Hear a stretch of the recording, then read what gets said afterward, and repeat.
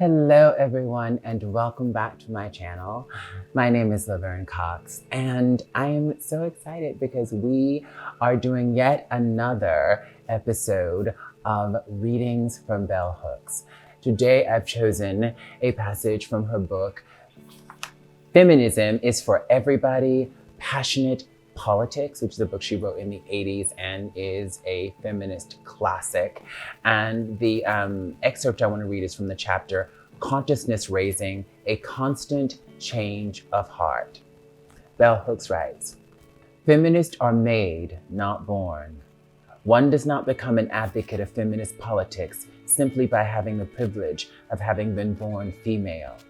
Like all political positions, one becomes a believer in feminist politics through choice and action.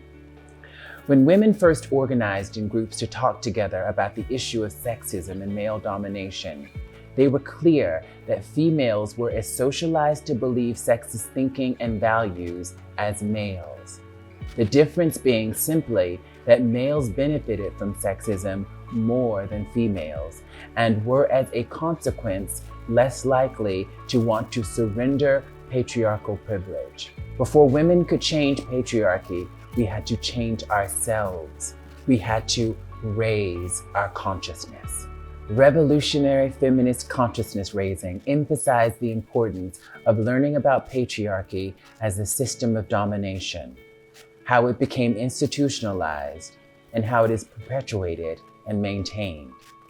Understanding the way male domination and sexism was expressed in everyday life created awareness in women of all the ways we were victimized, exploited, and in worst case scenarios, oppressed.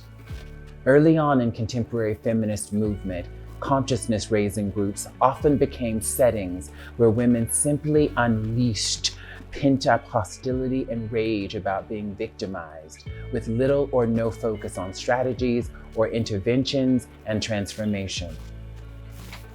On a basic level, many hurt and exploited women used the consciousness-raising groups therapeutically. It was the site where they uncovered and openly revealed the depths of their intimate wounds.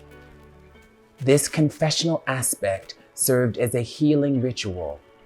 Through consciousness raising, women gain the strength to challenge patriarchal forces at work and at home.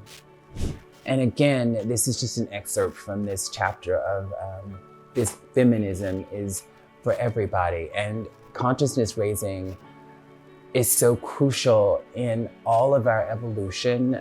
If we're interested in justice, if we're interested in everyone having access, that our consciousness must be raised. The process of having our consciousness raising, of coming to critical consciousness, is something that is an ongoing process. It's not something that I had my consciousness raised, 30 years ago when I first read this and now I'm done.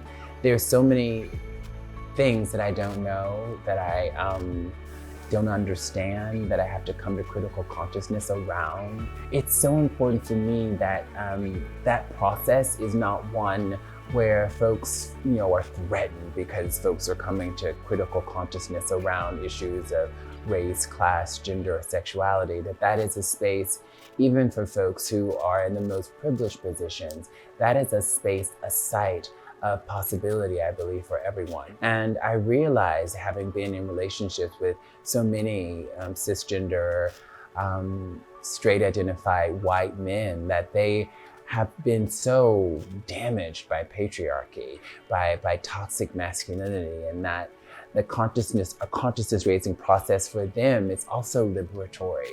The process of being liberated to become more authentically one's self through a consciousness raising process is an incredible, awesome thing. So the process of people coming to consciousness should not be looked at as something that is a threat. It should be looked at as something that is freeing, not only for people who are more marginalized, but for all of us, even when we are privileged. are damaged by what Bell Hooks calls imperialist, white supremacist, capitalist patriarchy. I add to that cisnormative, heteronormative, imperialist, white supremacist, capitalist patriarchy. When we internalize these systems and mindsets, we're internalizing oppression, we're internalizing colonization, and even if we are in positions of power, we are psychologically and emotionally damaged by that. So much of the work, I believe, right now for liberation is healing work, is self-care work, and Bell Hooks constantly invites us to do that work. Thank you so much for joining me. Until next time, stay in the love.